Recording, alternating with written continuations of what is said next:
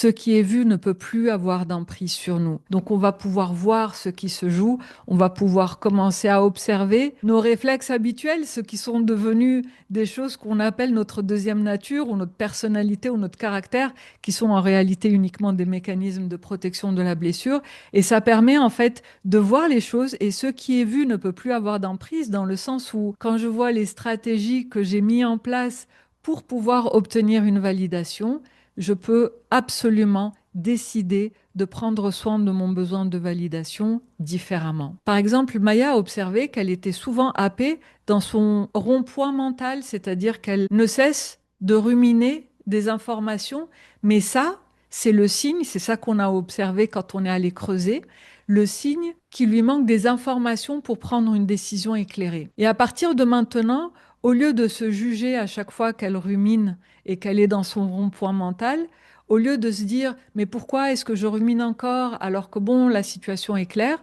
c'est de dire ah,